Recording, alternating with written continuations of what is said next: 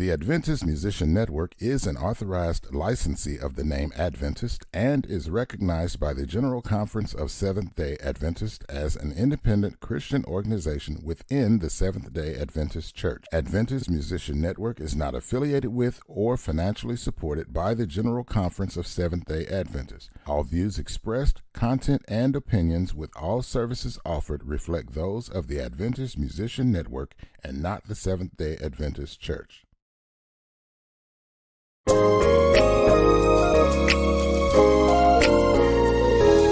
Sing the love of Jesus on A.M.N. Live. Hear the love of God every Saturday night. Singers, musicians, SDA Christians, worship the Lord, your Savior and mine. Come on, come on, let's A.M.N. Live. Everybody, let's go. A.M.N. Live. You're watching A.M.N. Live.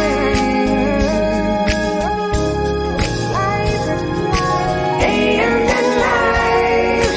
You're watching A.M.N.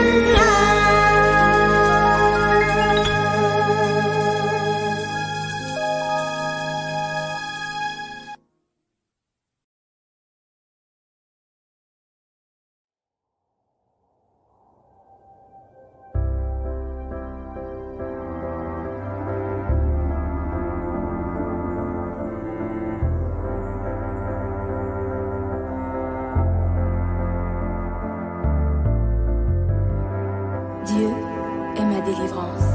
Je serai plein de confiance et je ne craindrai rien. Quel bonheur quand la paix m'envahit.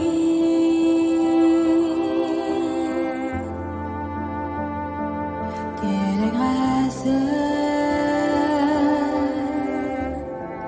Jésus est mon ami.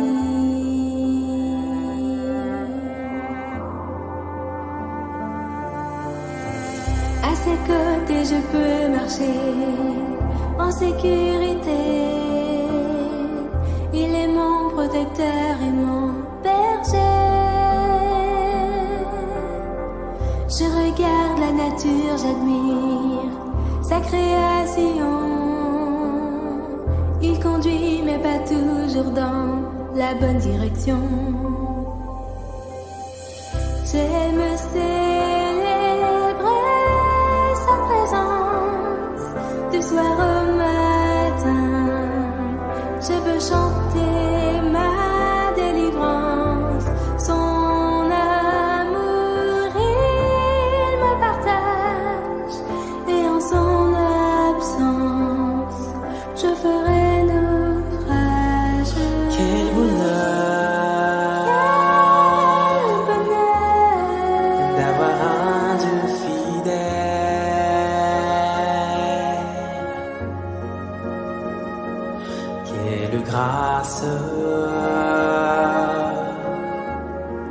bientôt nous serons ensemble au ciel.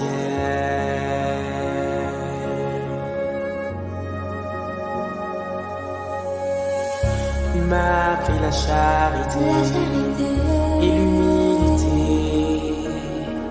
Par sa main chaque jour je suis béni. Il a entendu mes soupirs et m'a consolé. Je ne vis plus que pour le jour où nous serons unis. J'aime célébrer sa présence du soir au matin.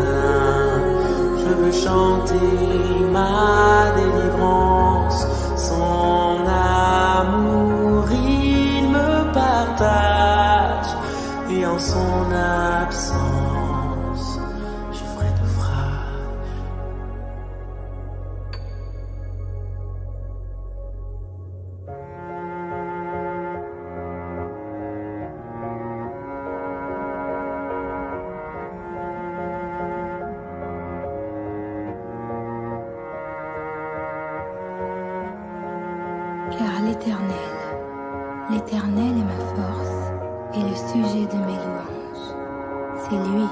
qui m'a sauvée.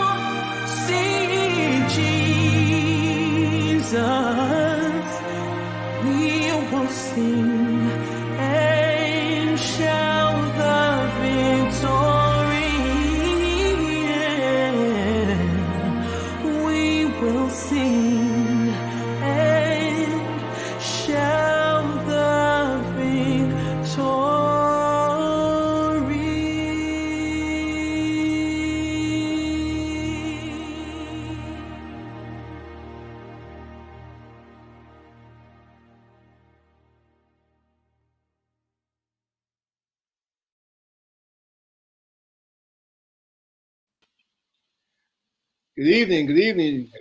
What's up, everyone? Hey. Good. Glad everyone is joining in with us tonight. If you have not already done so, please share the live stream video with your friends on Facebook. Text the link to them. However you can get the information out, the word out, please do so. Please do so. So, Joel, we're back here again. I know, right? Already, we've done. This is our second watch of the day, so to speak, as far as videos are concerned. So, yeah, we have been doing live streams. Today we had the privilege to sit with the pastors roundtable earlier with our pastors, and it was It was, yeah, Yo, to say the least. Yeah, that started to turn up. that topic was very, very interesting. So I look forward to, go through the follow up on that. Hey, Narella. I hope I pronounced that. Hey, what's up? Yeah, we tried. We did our best. It was cool. We'll have to. I think we put a link on the page, but we'll have to share that. I know I'll share it to my page again. Yeah, it was a lot of fun. Absolutely, absolutely. So, other than that going on today, of course, no church service as well, and rushing home to make sure that we're prepared for the pastors roundtable. Again, it was a great opportunity and honor to be there. So I really appreciate the that program that we had an opportunity to be a part of today. And some of the things that came out of that program, I'm looking forward to us being able to engage, Yes, sir. and to expand the network, and also the being able to assist others, pastors, churches, and ministries as well with their music ministry. So, because at the end of the day, we are here to be a help and assistance and a growth to the body. So we are looking forward to those projects. Should be some exciting times coming up. So we're looking good on that regard.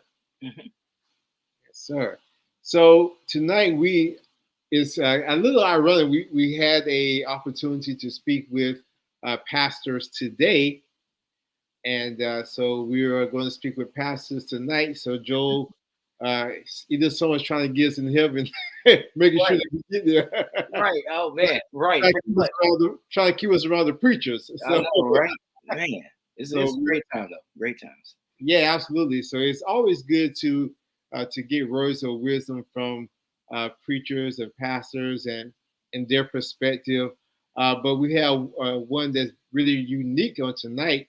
We have a pastor who's also a musician. So that's very unique. So Joel, tell us a little bit more about our guest that's coming up tonight. Right. Musically, I think the first thing I'll say is that he's a multi-instrumentalist, which means he plays a few instruments. You'll see that on some of the videos. Very impressive. And also, he's a great singer.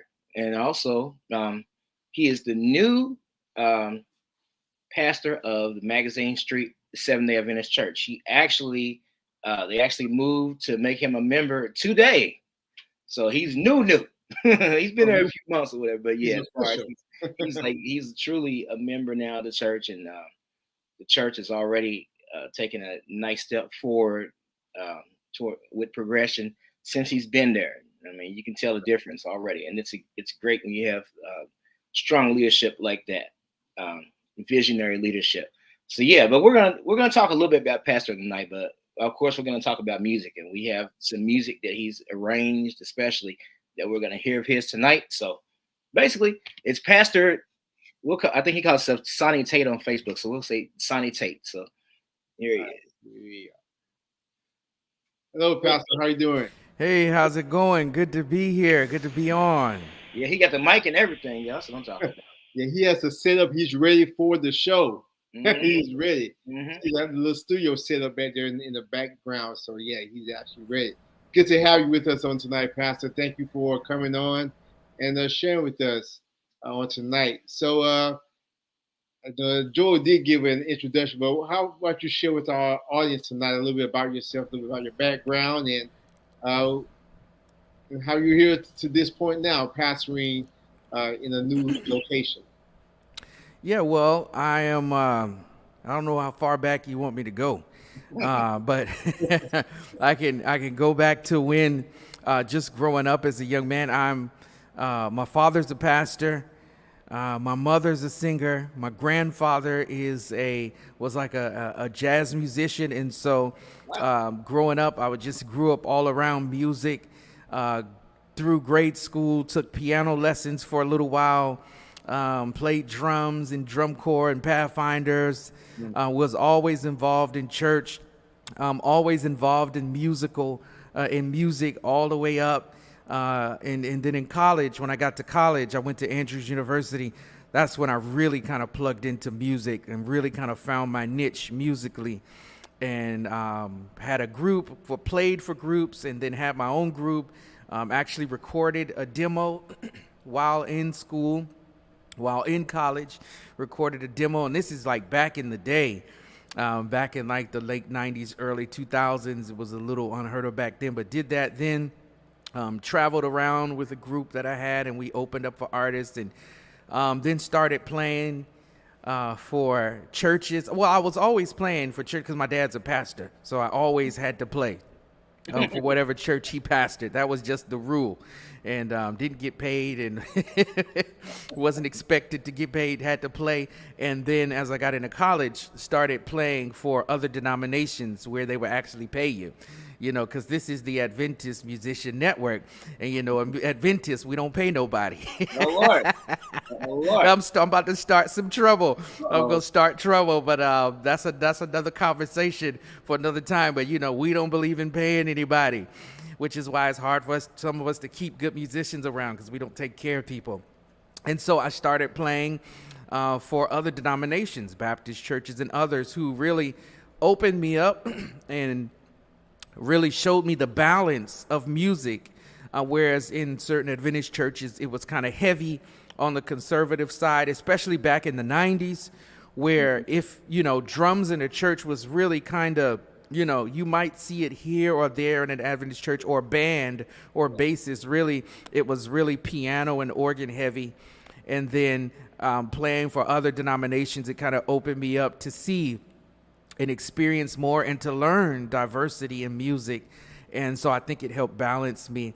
And then from there, I think I still had a group during that time, and we would go and open up for different artists and sing around at different churches in the Midwest, Chicago and Detroit area, and all those areas in the Midwest, and still was just kind of learning a little bit. And then from there, I after college, I wound up going back to school after my my undergrad in elementary education, but was really focused on music a lot. Wanted to really go and do music. I don't know how much y'all want me to tell, because I can go all day on this, but I'll kind of bring it to present day. Bring it to present day, and then I'll turn it back over to you, because I don't want to take all day just telling an extensive biographical history, but just giving you the background of how I kind of got into music. When I was in college, there was a brother by the name of Pierre Smith, who was around the Andrews area, who had a studio. He really had a youth center, and it was a studio. And that's how I grew and understood and learned my love for music and recording and arranging. And I found out, like, you could stack your own parts and you could arrange your own stuff, and one person could do everything, and that was it. That's all I needed. Then I got my own computer and got I think Sonar at the time, and from then I've just been doing music, recording and arranging and doing stuff ever since.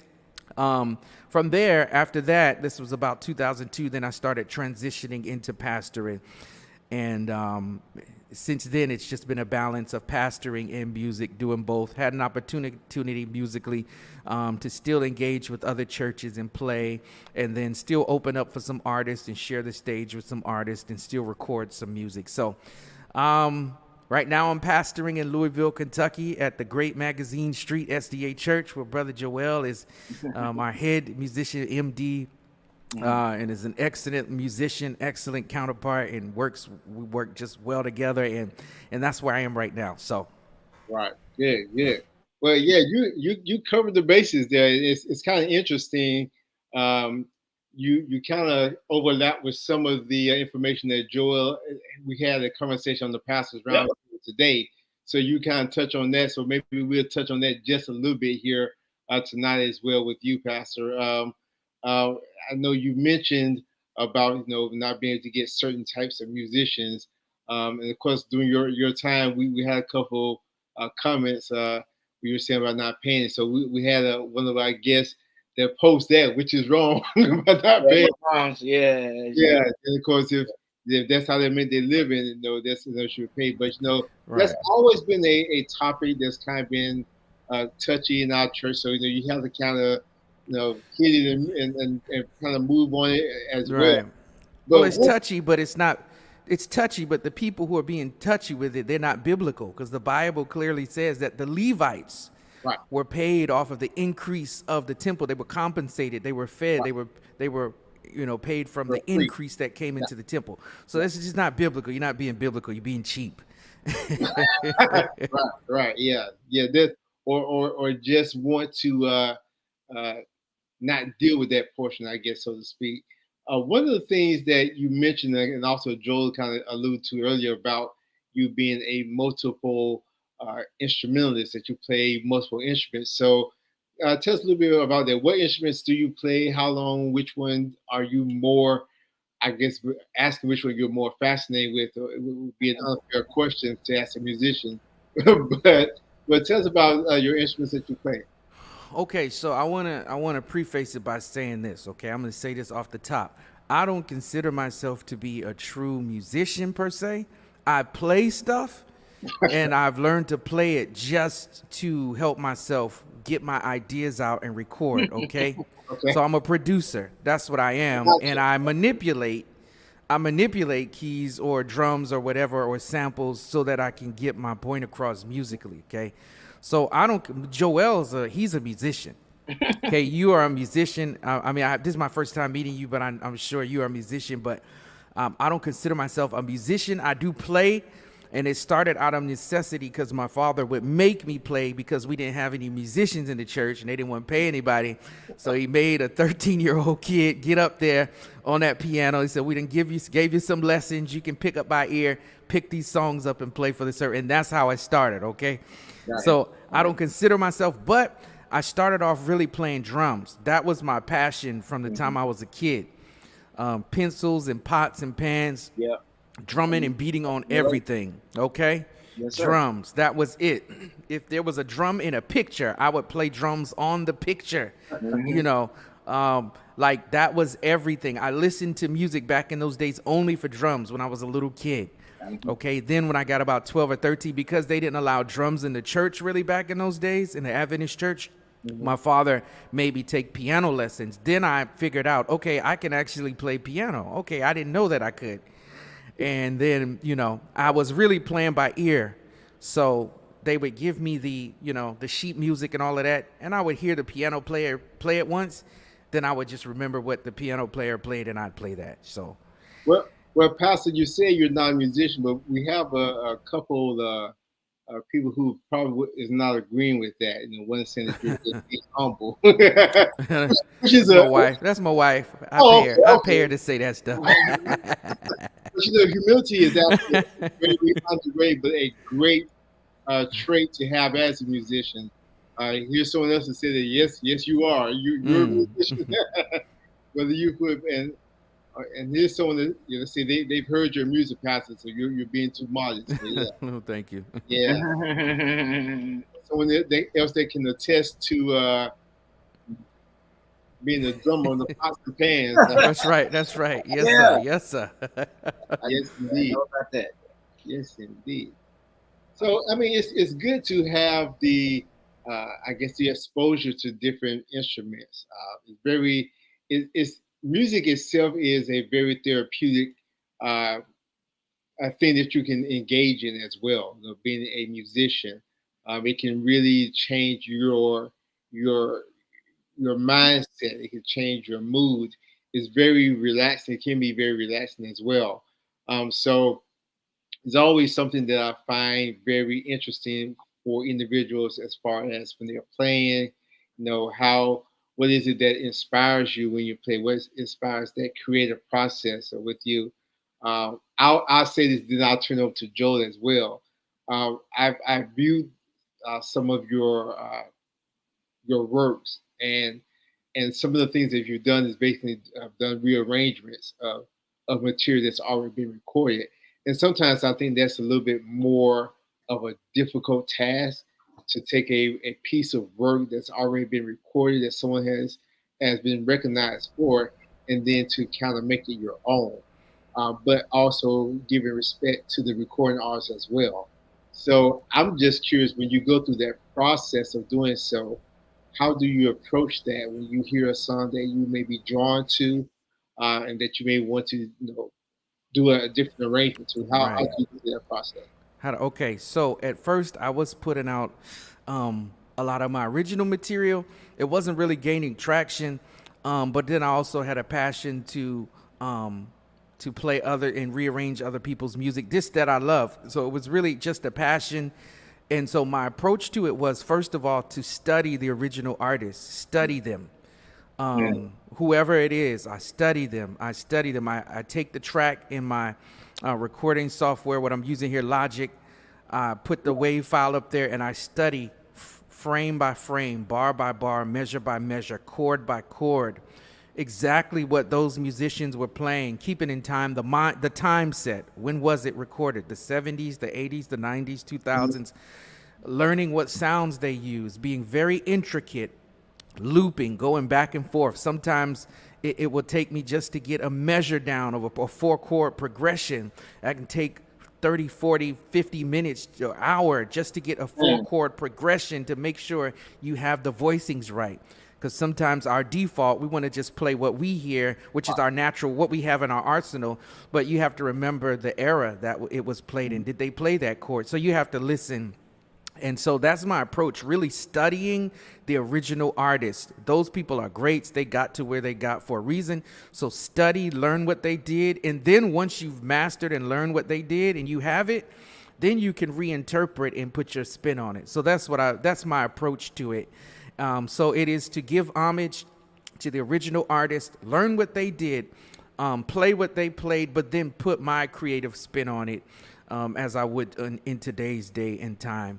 And then you get what you get.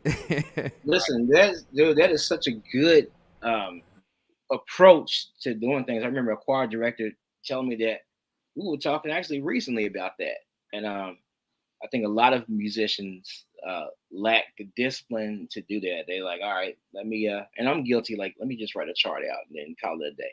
But really studying the song, and I guess in a way, as I was saying, become the music, and just really internalizing it, both the music and the message when it comes to gospel, Right. especially. And can I interject right there? Yeah. So the reason that I did it that way, that I used to do it that way, because I recognized one time a musician told another artist who had asked me to do some music for them.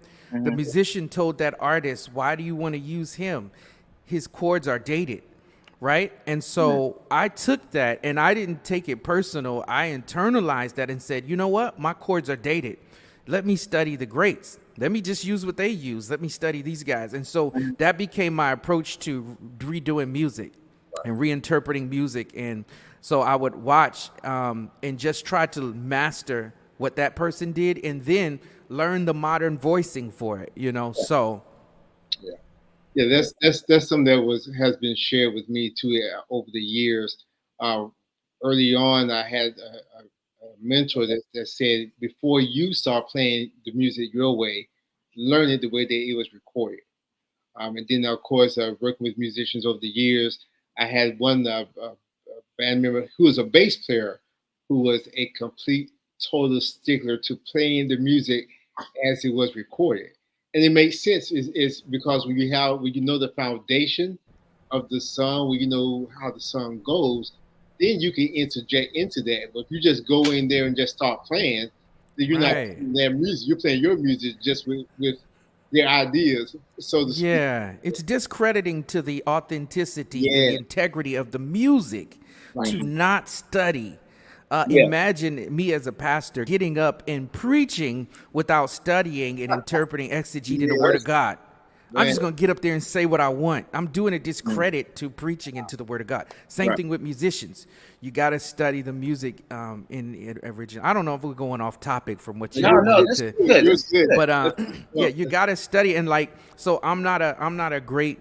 I don't consider myself a great keyboardist or a great in any one thing. I told you my strength is production, But that's just the mentality I have when I go into redoing these songs.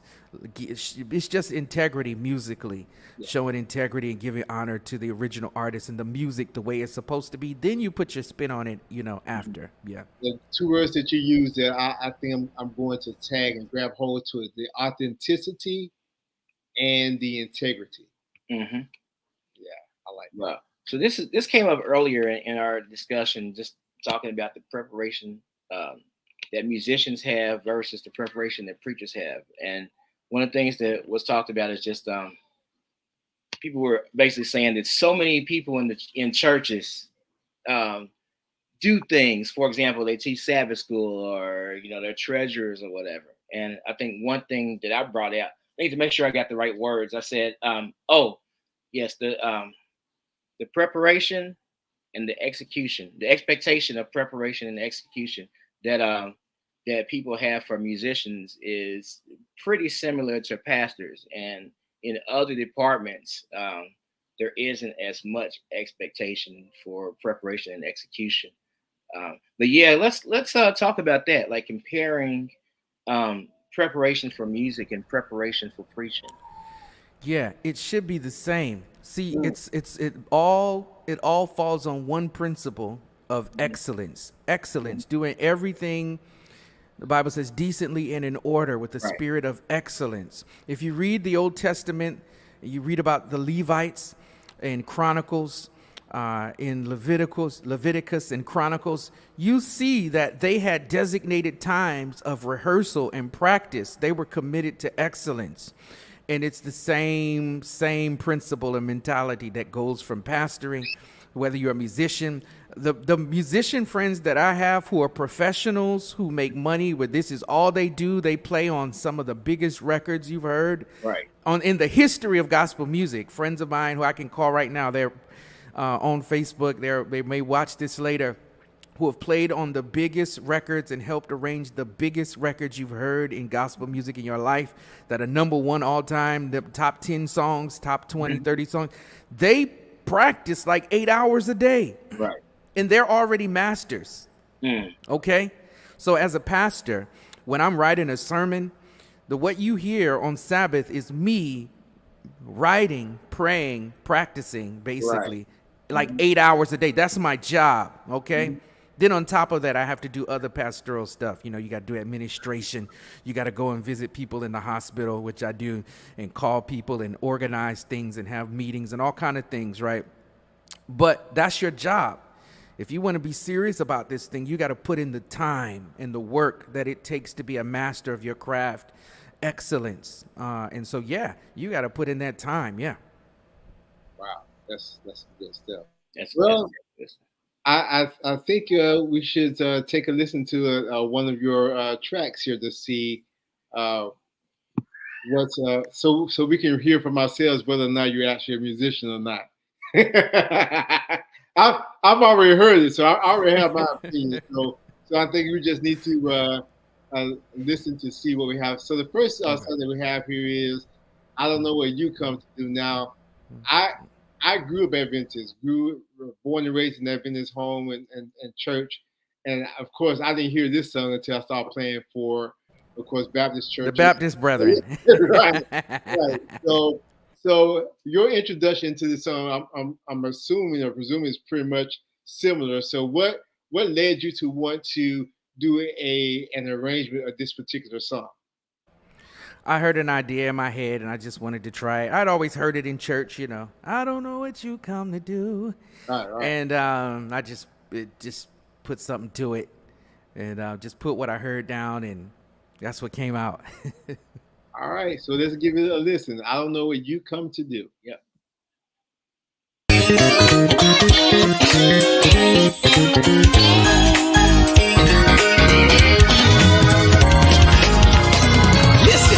don't know what you come to do. I don't know what you come to do. I don't know what you come to do. I don't know what you come to do. I don't know what you come to do. You and you and you and you. Good God Almighty. I come to clap my hands. Just the fact, yeah, to I come to do my thing. Ooh, oh Lord, yeah. I come to live for joy. Ooh, yeah. Help me give me praise. Yeah, Lord. I come to praise. Yeah, I come to praise. I come to praise. What you come to do? What you come to do? I come to pray.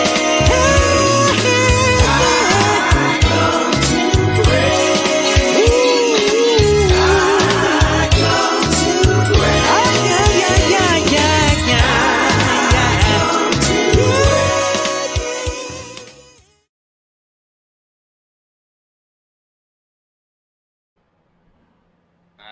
Nice.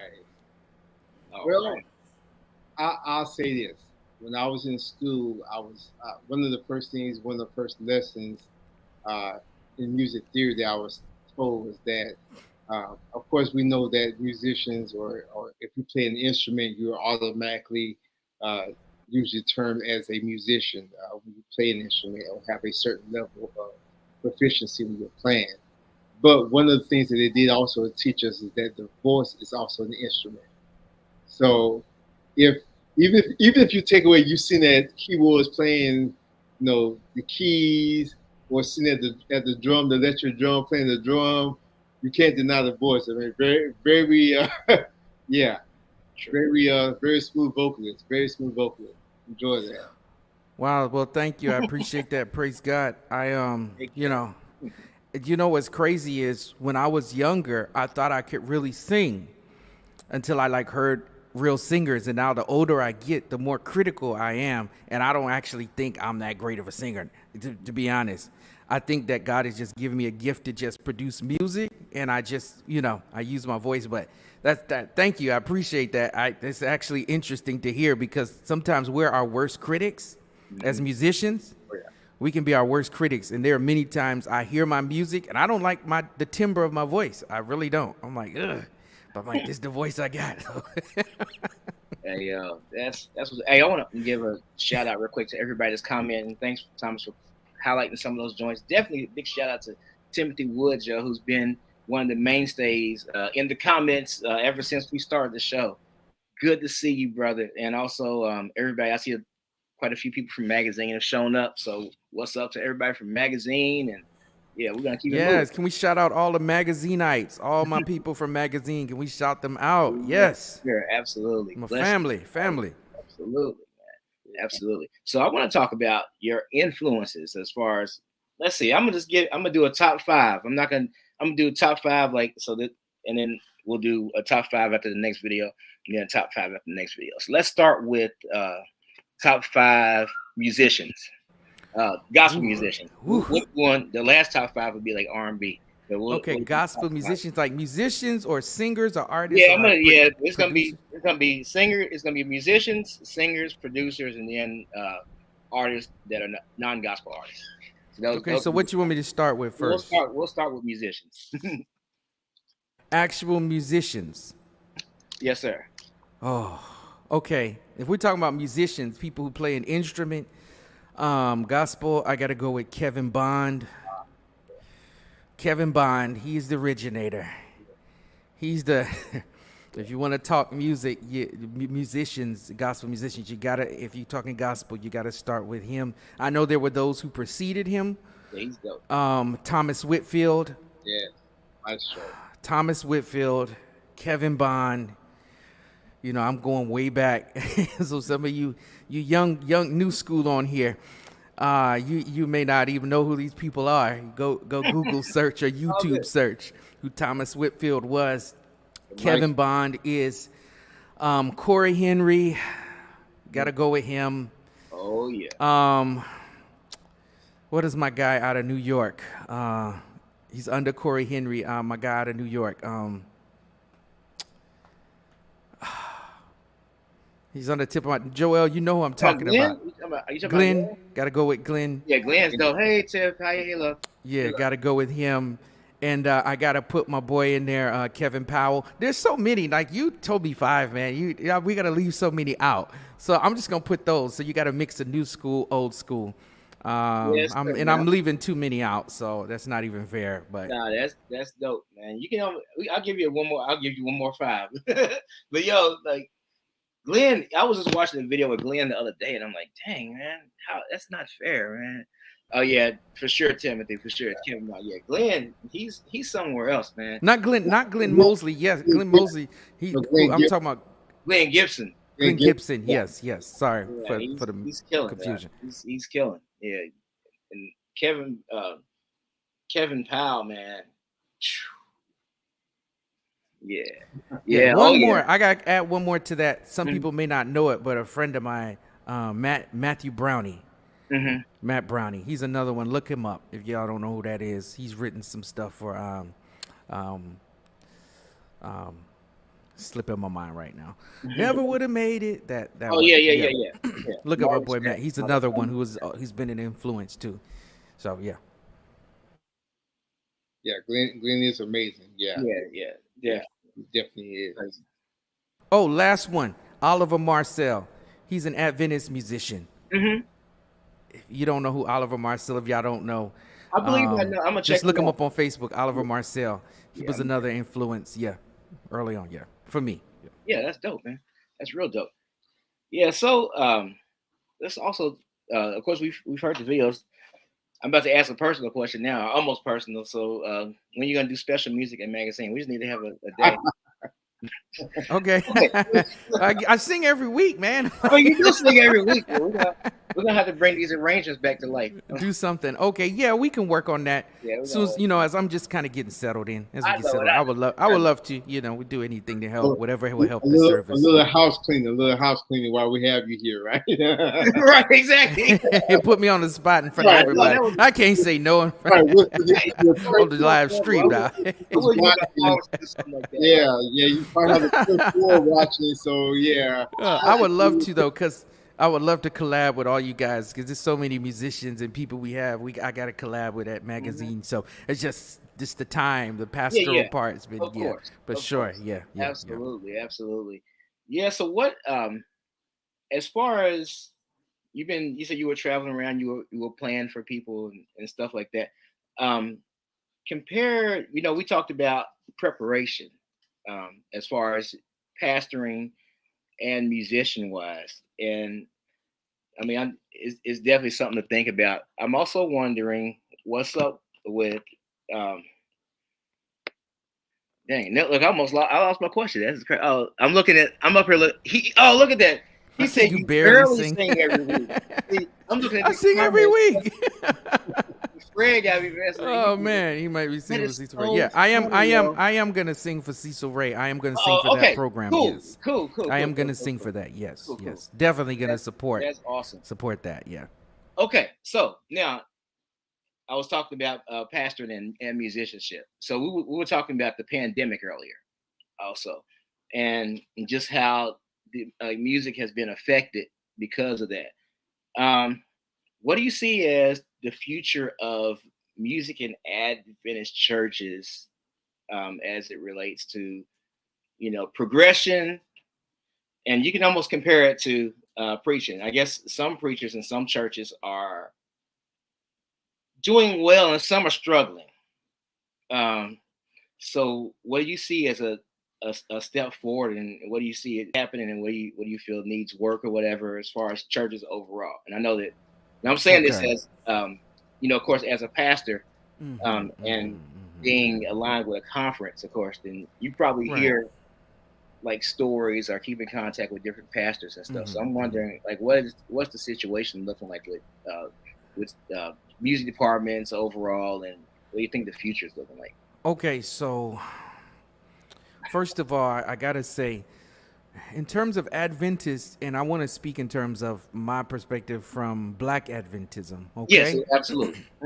Because there are different facets of Adventism. We're multicultural denomination. Sure. But in terms of our little pocket in Black Adventism, and it's not little because we really are the biggest probably fraction or part of the world church is Black people.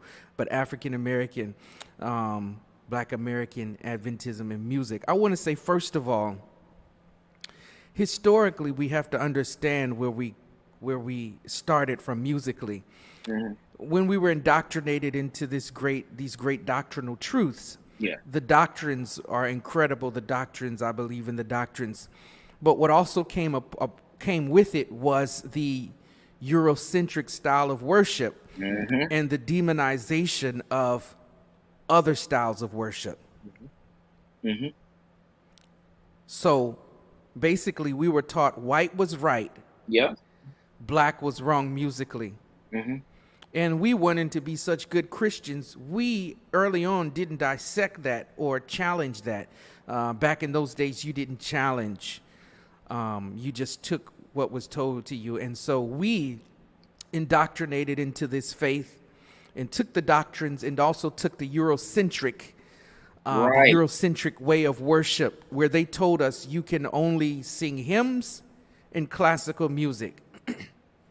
Now, I took music and church worship in the seminary.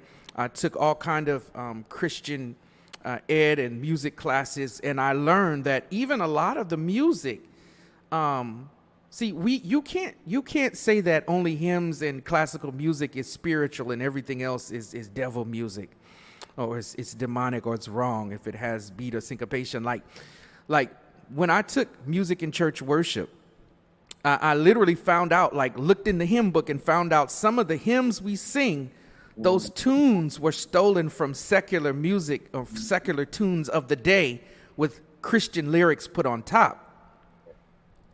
Okay? So if you want to talk about unspiritual, if you want to talk about what's right and unspiritual. So first of all, we have to get, as Black Americans, we African Americans, we have to get undoctrinated where we were taught that the white was right and the black way of doing it is wrong. Okay? That's why it took so long for us to even accept gospel music in the church. It took so long for us to accept instrument. It was in my lifetime, where you bet not have a drum in the church, bet not have a bass guitar, or if or organ, you bet not, this is my lifetime, where it was called the devil. And oh man. So we were just brainwashed and indoctrinated, and we took that on. We were colonized, as you would say. Okay? Let's just be real. We were colonized into thinking that white was right, black music was wrong. But when you look at it, I don't think that God sees it like that. I believe that God sees the heart of the music, the heart of the musician, the heart of the worshipers. And I believe that in heaven there will be a different kind of sound, a different sound. So let's start there. That's where we were. So where we are now is we're in a place right now where slowly but surely some of us are starting to and have unlearned that. We grew up and it's okay to listen to. I remember you could have drums in a track in church, but you couldn't have actual drums in the church. As a kid, that baffled me. I was like, what? How? I didn't get it. I was like, how does this make sense? I would look around when people, y'all said we couldn't have drums for Youth Day, but they got drums in the track, and that's okay. So this colonization and this brainwashing, Eurocentric brainwashing that has happened to us. And now we're unlearning that. This generation, our generation, part of our parents started to unlearn that. And where I see things going in the future is, hopefully, I would like to see music continue to progress in the church, where we've continued to be balanced. I think there should always be balance in worship. There should be something for everyone, just about. All right. So we should have something for the older saints. We should have something for the seniors, the young adults, the youth. I believe just balance in worship, hymns and spirituals and progression and contemporary. Okay. So that's where I would like to see things. I would hope that things are progressing to just more balance. We were very unbalanced. It was just hymns, hymns and classical and spirituals. And now I'm hoping that we can become balanced and appreciate our culture. Why do we only have to appreciate the Eurocentric culture? Why can't we appreciate our culture here in America as well, in our music and worship, and give God praise that way? So balance moving forward. Man, balance that's such a key word. I think about just you're talking about the hymns and the hymns and all that stuff. And I mean, even Magazine Street, hate to even call it out like that, but I remember we'd have a drummer like every once in a while. I'd be like maybe Fourth Sabbath or something like that, and he would bring his drum set in. And it took us quite a while to get an actual Hammond in there. The Hammond that's in there has been there since the mid '90s, I believe. So it took quite a while. I'm really happy with, I think, the direction that that church is, going in musically. But I definitely think about other churches and how, just like you were saying, in a lot of ways, some, I guess, progressive, should we say, music is still frowned upon in some of the churches, and it's definitely a slowly but surely type of thing. I know, like, I remember seeing videos back in the '90s, just growing up and stuff, and people were, they were demonized. When they were demonizing churches, they would call them like celebration churches. They're like, oh, the celebration churches. You ever heard that term?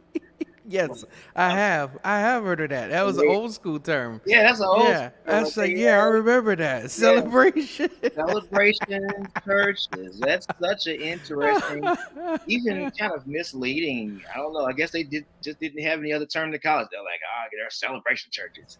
Yeah. I gotta interject here.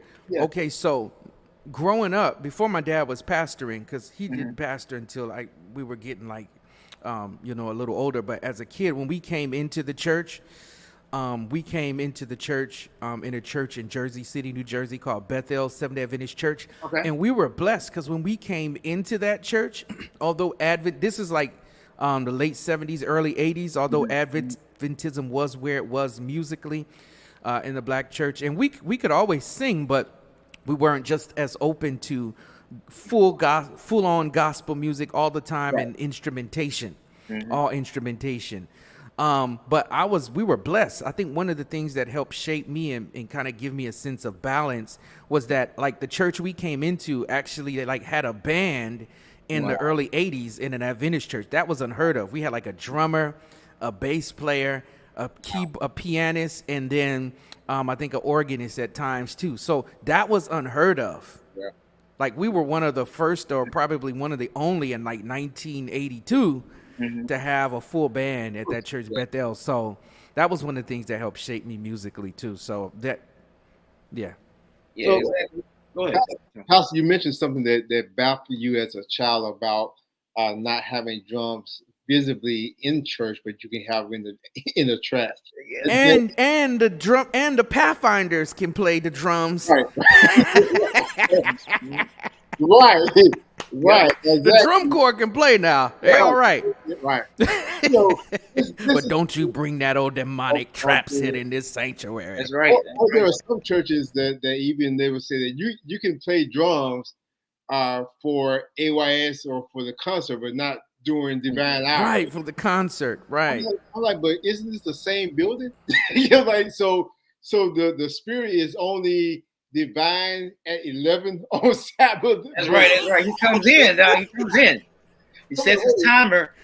And he comes in at 11 and leaves at 1. It's a wrap. That always bothered me. And another thing that used to get on me is because I had a private piano teacher who would actually teach music history to me a little bit and music theory.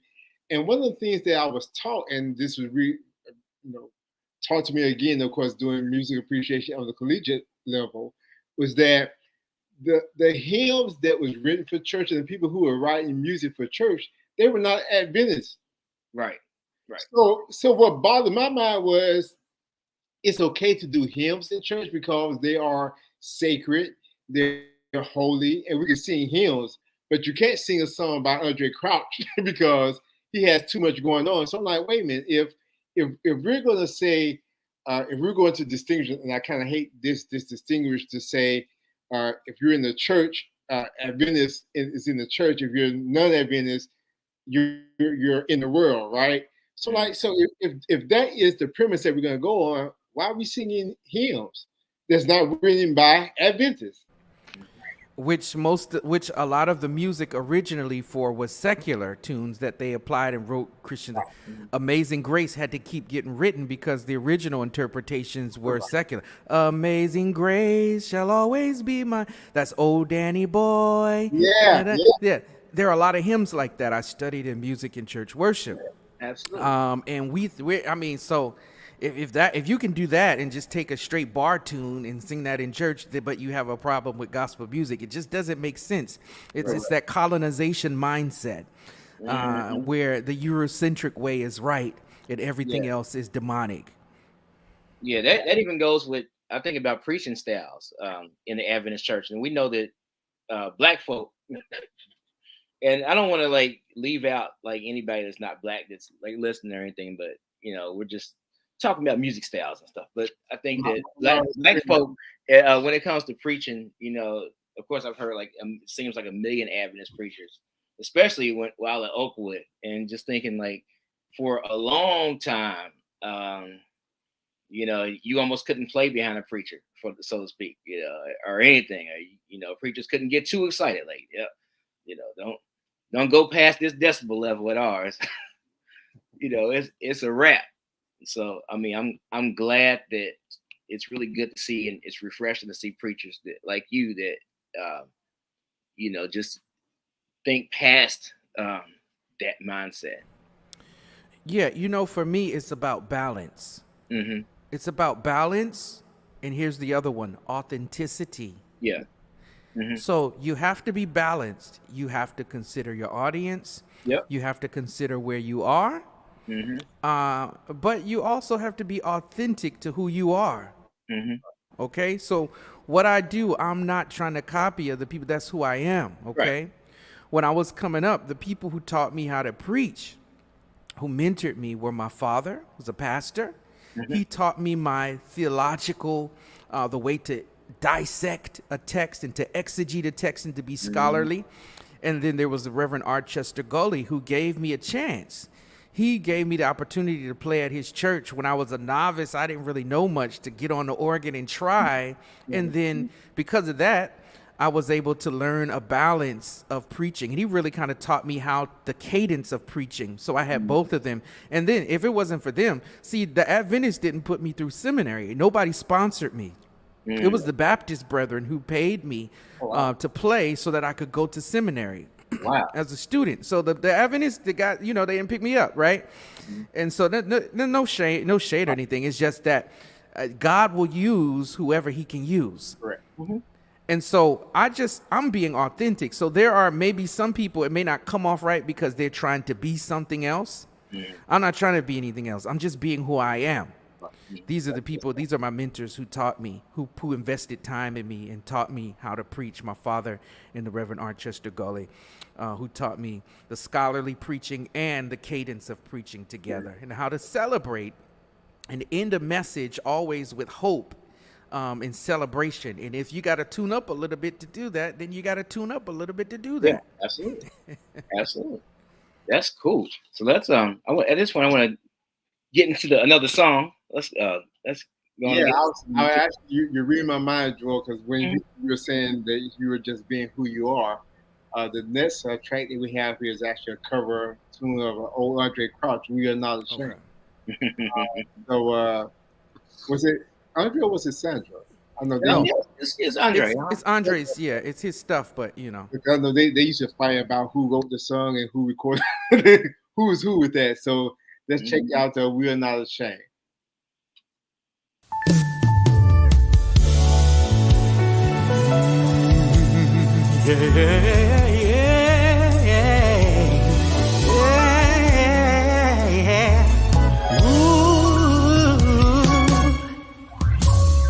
We are not ashamed of the gospel of Jesus Christ, for it is the power of salvation.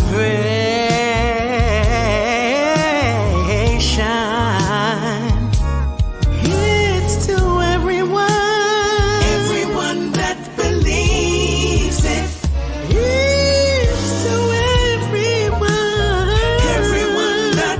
receives it, and we shall have everlasting life.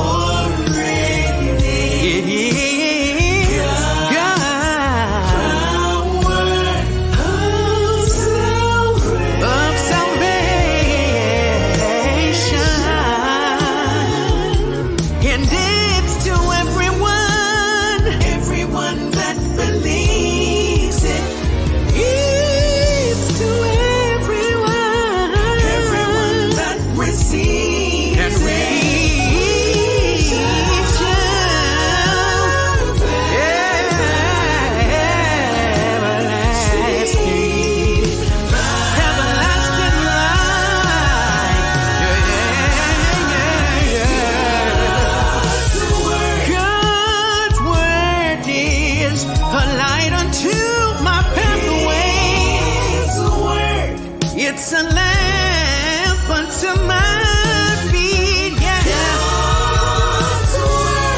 Came up away from glory. Set the captives free. Set the captives free. Made the blind to see. God's word.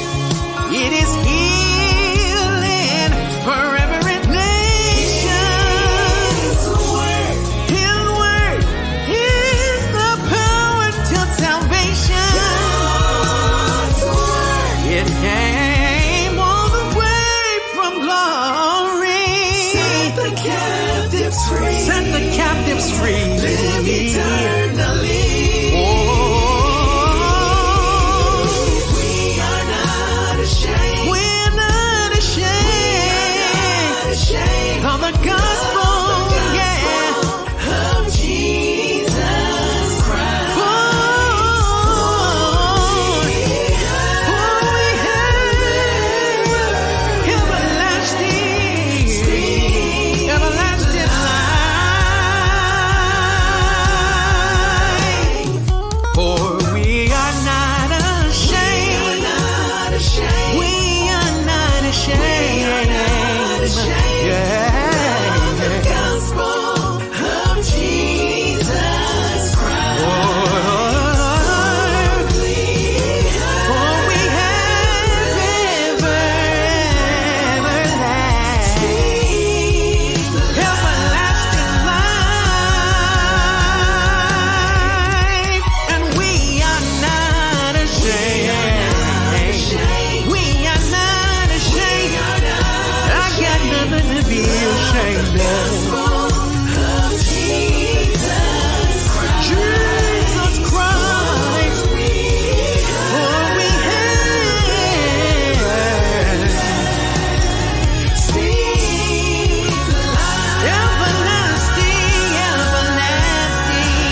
everlasting life.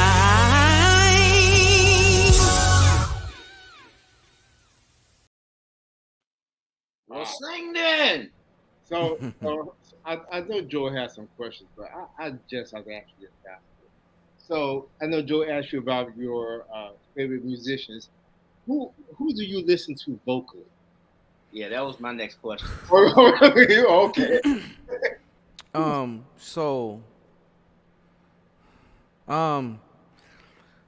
So if I have to give like a list of who people I like vocally, or who I've listened to over time, I would say vocally Take Six, A Special Blend, Brian McKnight early on, Kim Burrell, Tone, probably Michael Jackson in terms of my backgrounds, Oh yeah. Stevie a little bit. Those would probably be my vocal influences. There are probably some others, but those would probably be the main ones, yeah. Yeah, those are definitely some of my Mount Rushmore too. Those are probably Yeah. And it's interesting, man, because just listen to your placement of your runs. You Mm. know, a lot of people, and I guess I have to just be honest with this. When I listen to a lot of singers, or when I listen to singers and they do runs, so you can hear when they get lost in the run, or when the run goes too far, or when their run the note that they're singing don't match that that particular chord in the run when they get kind of get lost in what they're doing. But man, your placements in your run, it's like I'm like, okay. So when you said Kim Burrell, like, okay, well, okay, I get that. Yeah, I can understand that. Yeah. Placement. It's like when singing, what I'm learning, because I'm still learning as I get older, and actually, like the last couple years, I'm learning more and more. Just maturing musically and maturing vocally in terms of, like you said, placement. Because I didn't always do that. I think I'm learning more as the years progress. Like the older I get, like I think in 10 years from now, I know, hopefully if my voice can continue to sustain, I'll have a better knowledge musically in 10 years. And I'm anxious to kind of see where I'll be in 10 years. But like, yeah, placement is a part of it. I'm learning to, you don't have to try to outrun everything and outrun everybody. Sing the song the way it is. Give us the melody, give us good tone, good timbre, good vibrato, good vocal control in sustaining the notes. And then when it's time, put your licks in there. Yeah. Put your special runs in there when it's time. And I learned that from some good singers. You know, I think I'm probably more of like a throwback vocally, because like I like now singers don't really just sing the song the way it is. They're just gonna start off on a run. I was taught you can't run until you sing like a couple bars or measures. You don't have the right to run yet. You gotta fundamentally musically sing the melody and sing the song the way it is, and then you get the right to put it. And then if you do it that way, it means more. Right. Yeah. It means more. Yeah, you tell a story. So yeah, again, this is funny. You're talking to me about vocals. I don't consider myself a great vocalist. I did that video because I was asked to do it by my conference. They asked me to do it. I did it. I don't consider myself this great vocalist. I just consider myself a producer who does what he has to do to make the music.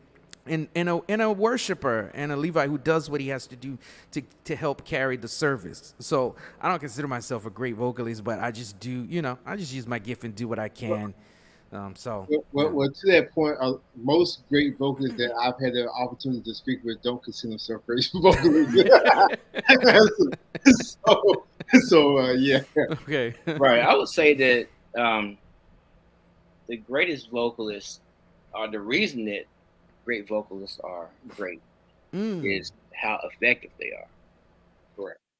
When it comes to conveying their messages, when it comes to things like staying on pitch, right? Like those kind of things. Yes, you said something. Yes, tone. Yes, like those kind of things. Yeah, it's all about being effective. When you're effective, yeah. The runs don't matter if you don't have good tone, if you can't stay on pitch, and if you can't communicate effectively the intent or the meaning of the song. All the runs, and they don't count. It's like an A.M.N street ball player versus a LeBron James, or it's entertaining to watch sometime, but it's not going to get you to the highest level. Right. Yeah. Yeah, you can have all the tricks, but right. And as Joe say, it doesn't help to tell the story, to convey that story. And then, of course, if you're, of course, we're going to begin a little more technical now, but when you have to place there's certain vowels at certain points, and how you project that vowel or that word, how the consonants that you put on this. But a lot of people, again, they just leave all that out. You think God was spelled Gooawoo, whatever. No. Right. Yeah. Right here, I gotta interrupt here. See, I left out a musician because I want to say this is the person who does it. So we're talking about musicians before. One of my influences in terms of musicians, Mike Burrell. Oh, yeah. Put him up, move him up that list that I gave you. Put him up there under Thomas Whitfield and Kevin Bond. Okay, then put Mike Burrell there. Okay.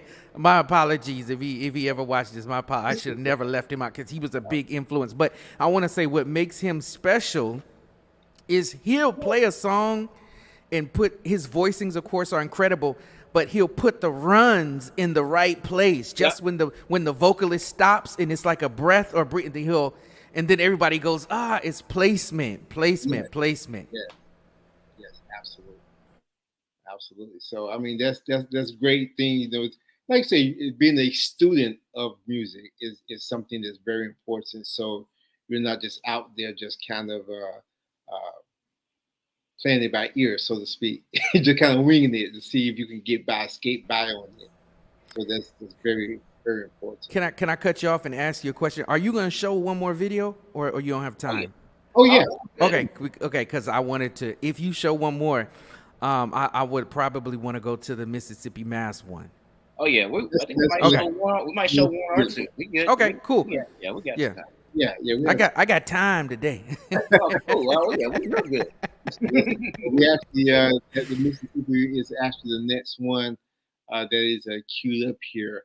So I know you kind of say that you're not a musician, you're not a great singer, but just out of curiosity, if you were to put that label on yourself, what advice would you give to younger musicians or aspiring singers and instrumentalists? What type of advice would you give to them? Number one, you gotta, if you're doing gospel music, because this is the Gospel Music Network, you have to have a heart for the gospel. You have to have a heart for God. If you just want to gig, then just go to a club or go somewhere else. But if you want to do gospel music, that's about ministry first. You gotta have to have a heart for God. You gotta be humble. You gotta have the right heart. Be professional. Always be on time. If they give you music to learn it ahead of time. Show up to the rehearsal on time. Show up to church on time. In fact, be early so you can set up. So when worship starts, you're not fumbling trying to get your presets and your patches together, or show up on time. If they got a sound check, be there on time for sound check. Be professional. Be spiritual. Have a good heart, and you're gonna find out you will get far more gigs than musicians who are better than you. I have gotten many gigs being somebody's pianist, keyboardist, organist, drummer, and I'm not any of those things because I had the right heart. I was humble, and I was always early, on time. I listened to the stuff ahead of time. I was ready. And so like those kind of things, and also excellence, perfecting your craft. You got to put that time in. You got to put that time in. You got to rehearse and you got to practice on your own, hours in a day, 5 days at least a week, hours in a day, and perfect your craft. Yes. That's good stuff, man. I think trust, man. People being able to trust you to show up, trust you, and right? to do your job. Be dependable. It's so key. Yo, shout out to Timothy Woods in the chat. Thank you, my brother. Yo, for sure. Hey, shout out to my sister too. Good and Green Things. Shout out to my sister. It's my whole family here today. I love it. And so many people, of course, from magazine once again. Yeah. All right, so we have the Mississippi Mass Crime medley here that we mentioned a little while ago. So let's listen to this. I of course, like I told you earlier, I've already watched all the videos, and Mississippi Mass. I'm a choir person. One of the greatest choirs to have ever walked the face of God's green earth. The amount of hit they changed gospel music in the late '80s. So they brought that whole mass choir wave to the front. Yeah. Right. So maybe on the other side, we could talk a little bit about choirs in the church now, maybe, and a little bit about that. Mm-hmm. One of the things I do want you to think about while we listen to this is there are a lot of great choirs from the '80s. The Tommies. Georgia Mass, Mississippi Mass, New Jersey Mass, LA Mass, Detroit. You're naming them all right now, man. That's all. You got it. What's it? The Pastor Davis. Dallas Fort Worth. Yeah, right. Oh, wow. I'd rather have Jesus more than houses. Boy, I was listening to that on repeat last night. I was like, I miss this sound. I miss the 90s gospels choir sound. Oh, I miss that. Yeah, me too. Yeah. Now everything is CCM. I'm not going to mess with that. Right. Everything. We want to be Hillsong all of a sudden now. We forgot. Every choir want to be. I'm like, stop. Let me stop. They got two choir parts there, three. Now let me stop. Right. You gotta only can't have more than four chords in a gospel song now. Four chords, that's your limit now. It's on the loop. It's on the loop. All right, let's check you out here, Pastor, the Mississippi Mass Choir medley. Ladies and gentlemen, the Mississippi Mass Choir.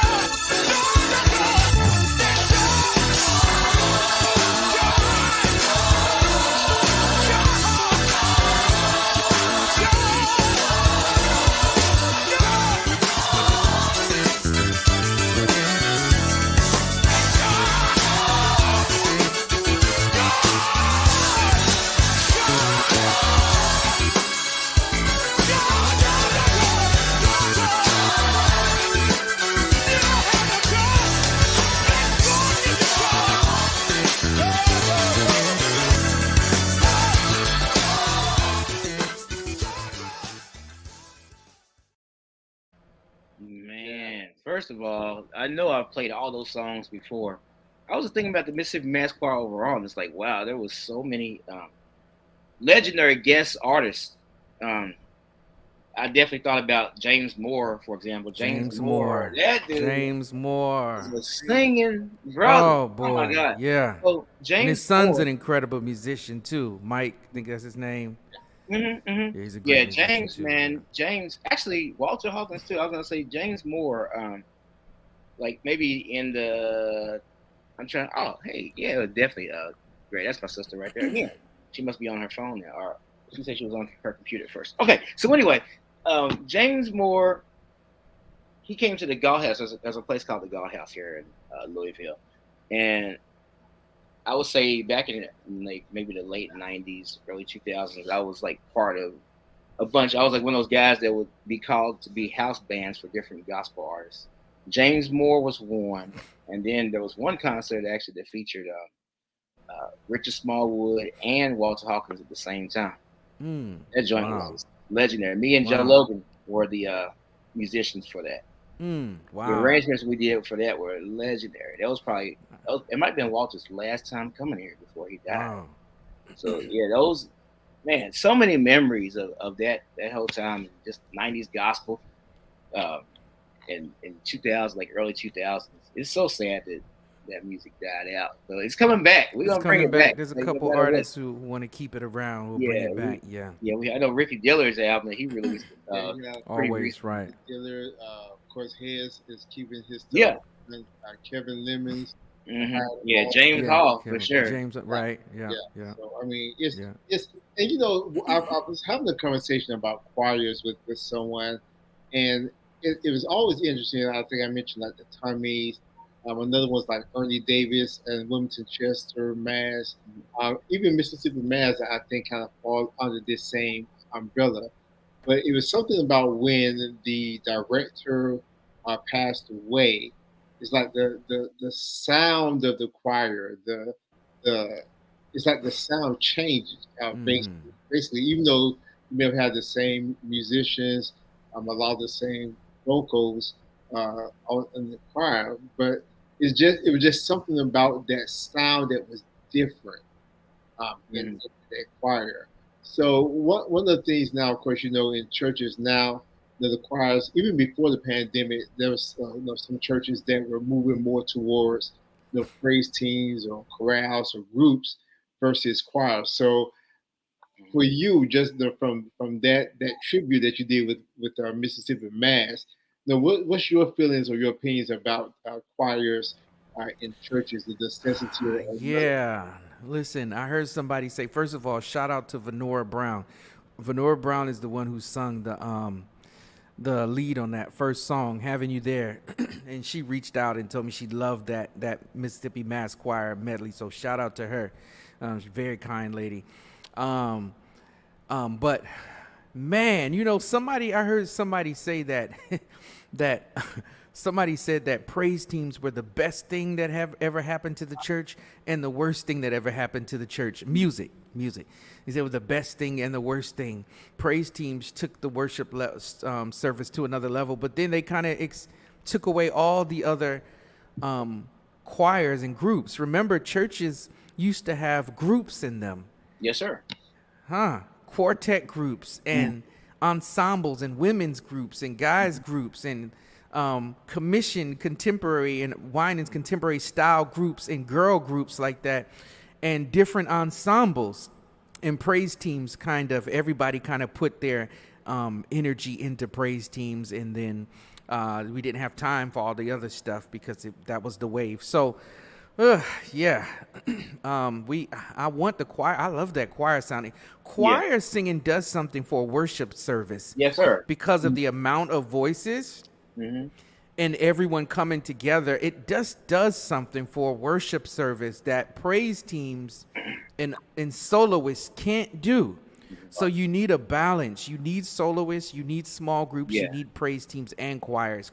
Choirs do something because of the sheer mass of the voices. And choirs come from heaven. There's heavenly choirs in heaven with angels singing. So that's a heavenly thing. I don't know if there's praise teams in heaven, but I know there's a choir of angels. So yeah, we got to bring that back. Bring that back. Maybe the four elders of the praise team. I don't know. Right. The four pieces of the praise team and the 24 elders are like the bigger ensemble, and then you have the choir. The angels. Well, you know, someone kind of used that same analogy, that same scripture passage. Someone mentioned to me in the conversation that the Bible speaks of a heavenly choir, but it doesn't say anything about a heavenly praise team. Right. But, we got to bring it back. Joe, hold on. Sorry to cut you up, Brother Joel, like you did to me. So I'm going to put you on Front Street. Listen, we got to get our choir back, man. Yeah, We got to get some so choirs funny. back in the church It's now. so funny that I actually had a conversation today We got to get the choirs back. with one of the former directors, like literally today. So yeah, we're on it. Yeah, We're Sister on Good one. I love all those old songs too, man, and Walter, all that old stuff, man.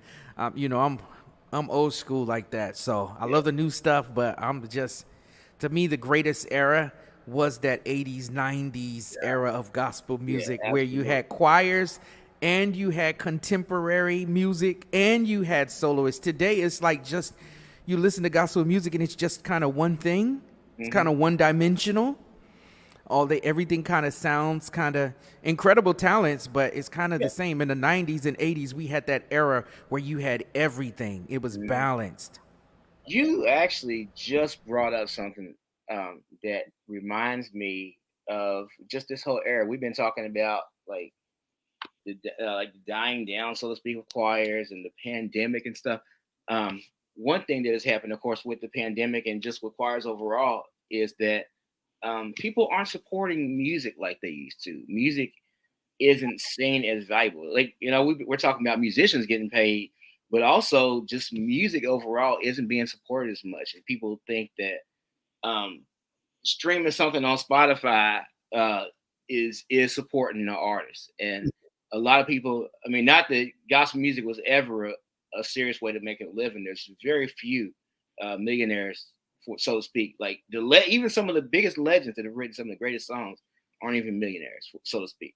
But I mean, there's just so few people that have been able to support themselves doing gospel music. And as one who used to go on tour a lot, I'm just thinking about how expensive it was to tour with like a group of maybe 3 to 6 singers and 4 band members as a tour manager, and thinking about doing that with a choir. Like I remember recently going to see James Hall and Ricky Dillard, and I know that just even that was expensive, and they probably yeah, that was, I'm sure that was expensive, but it's very rare that I've seen like choirs able to sustain themselves doing music or even recording albums at this point.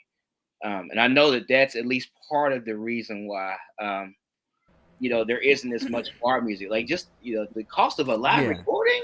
Yeah. When the Mhm. choirs, when they would travel, actually the members and a lot of choirs, it was actually the members had to pay their way sometime to be able to travel with with the choir director or the artist. Like it costs. Yeah, it's pretty. Yeah.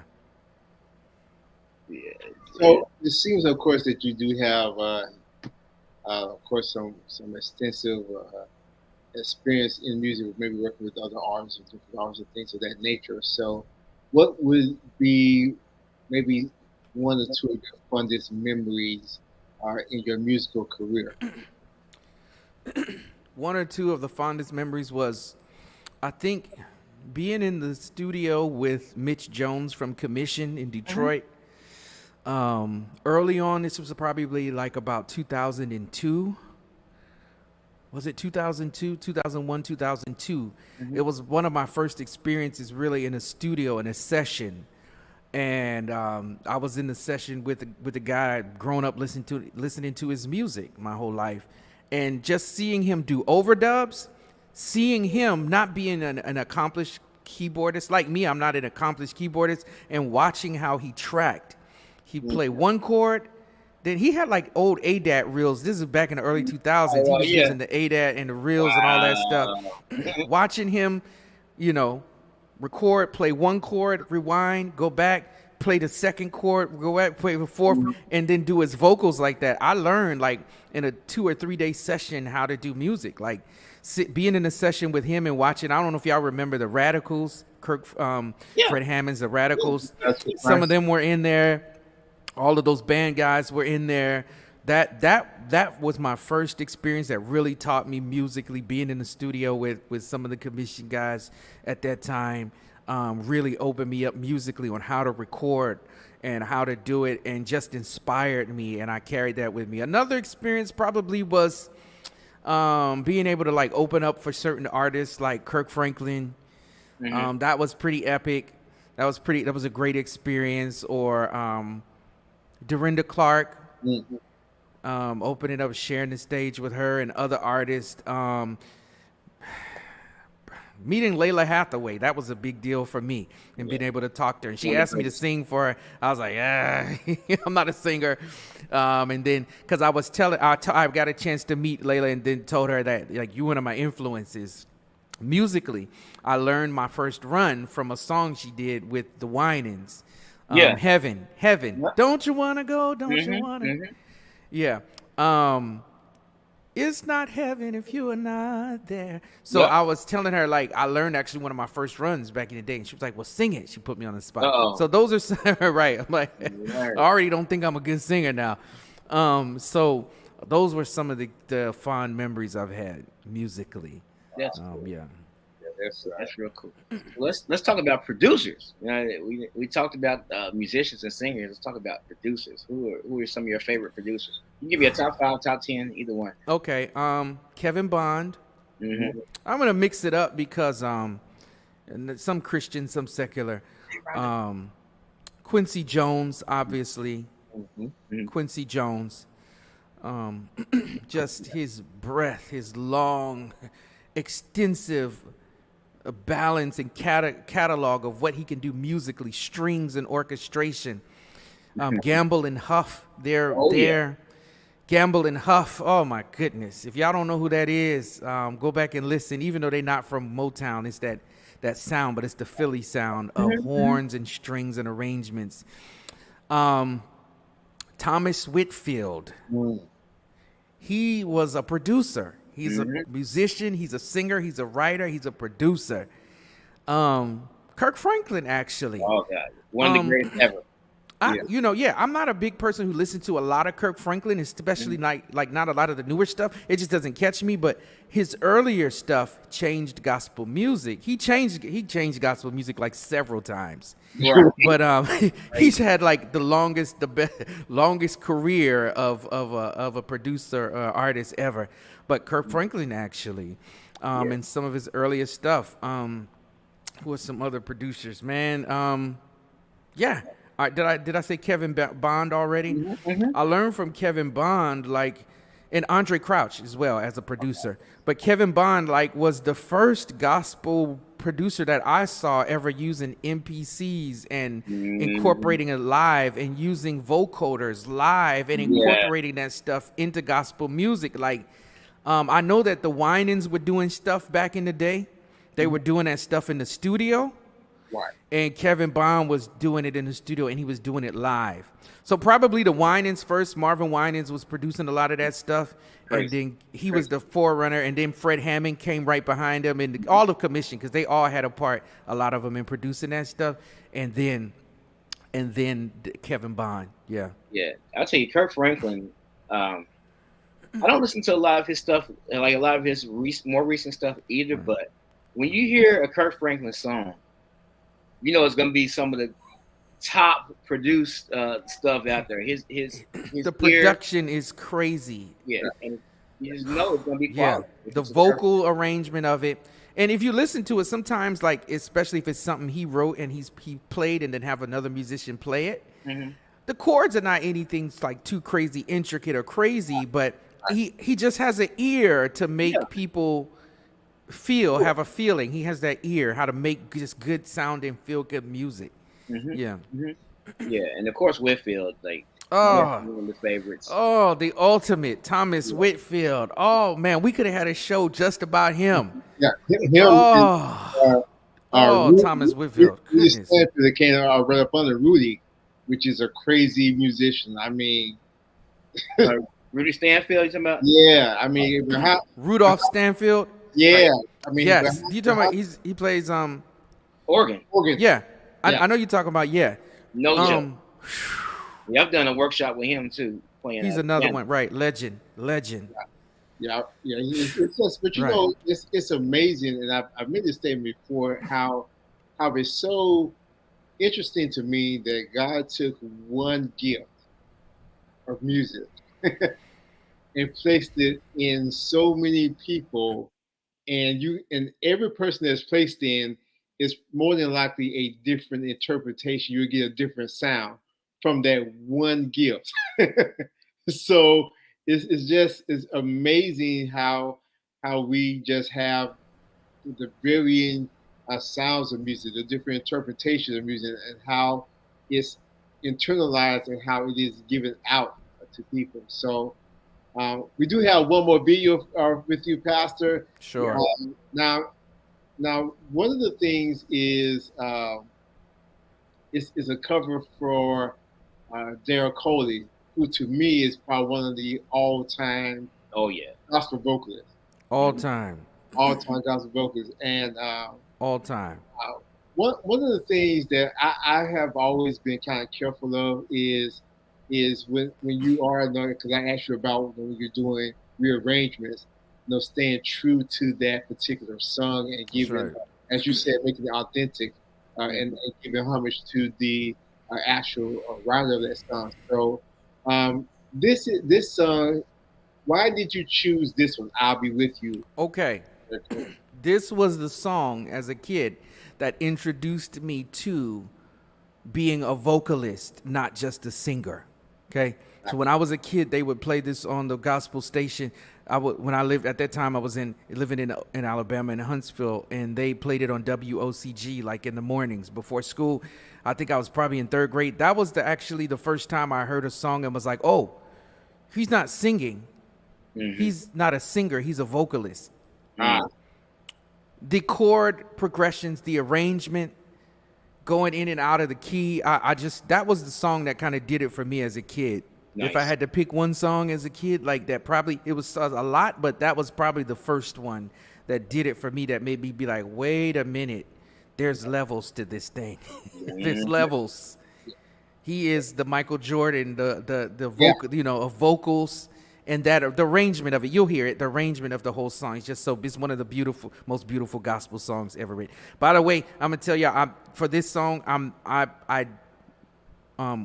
arranged it, all the music beforehand. Obviously, I'm not doing all that stuff live. I'm just kind of, just doing it for the video's sake. Yeah, I arranged all that stuff previously. So yeah. All right, let's check it out. I'll Be With You. Should be fun.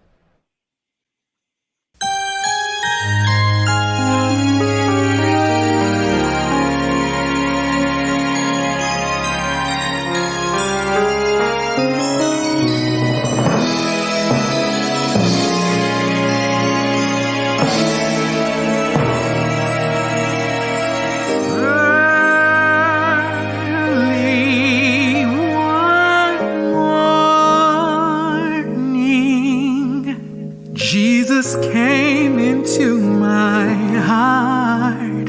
Since that day we've never been apart. Later that evening, I could feel him by my side, there to love, to comfort, and to guide. By faith,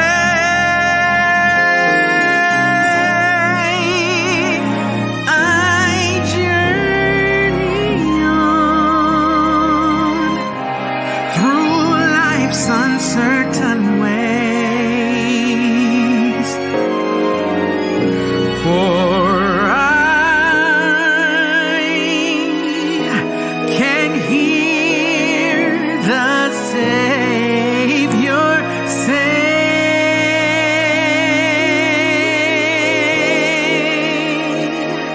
I'll be with you when the sea is stormy, be with you in the night, when your days are cold and lonely, and nothing will go right, when the sadness has broken hearted and all your hope is gone,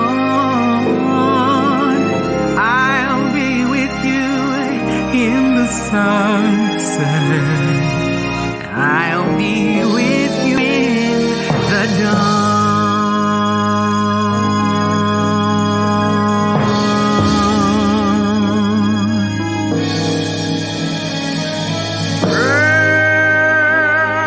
Early one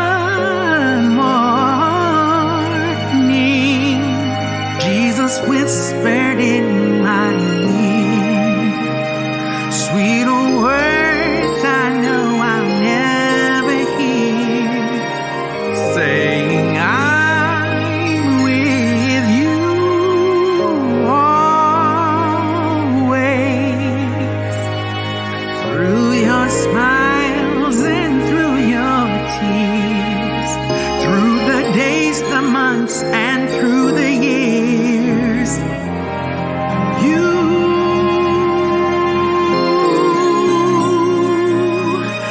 can make it, for you're never left alone.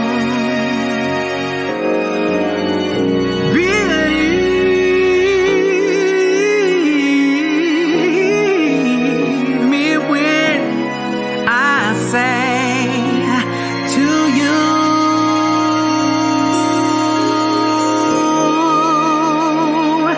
I'll be with you when the sea is stormy, be with you in the night, when your days are cold and lonely and nothing will go right, when the sadness has you broken hearted and all of your hope is gone, I'll be with you in the sunset. I'll be with you in the dawn.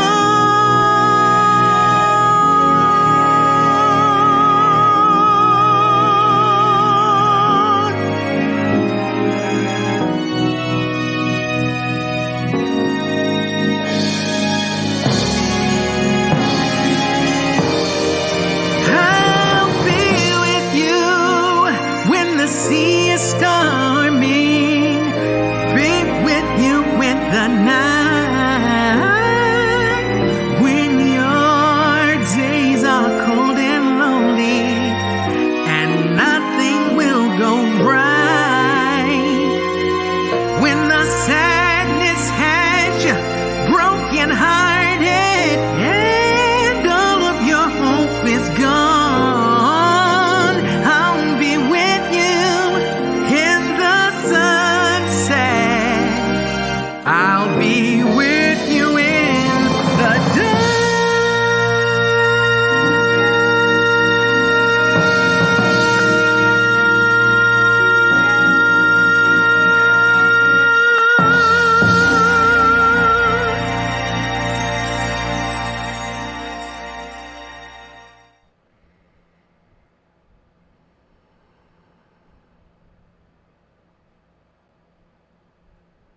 Yo, so first things first, I was remembering this, and I was listening to the string parts. You definitely studied the string parts out for real, because I was like just listening to different places. Like, yeah, that string part goes there for sure. It's dope. Appreciate it. Yeah, I definitely replicated. I tried to replicate every measure, every bar of what he did.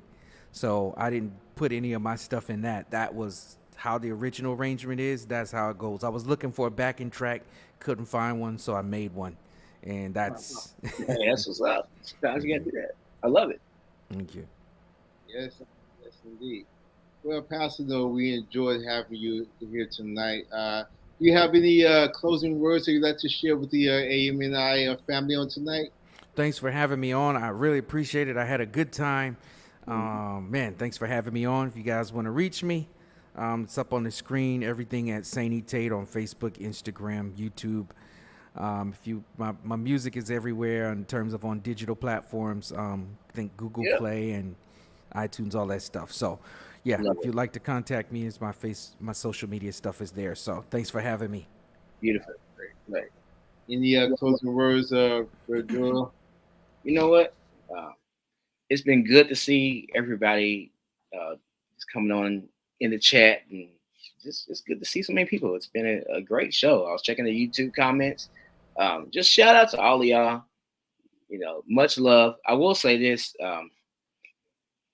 just appeal to like our YouTube page, subscribe to it actually, and then also check out our Facebook page, Adventist Musician Network International.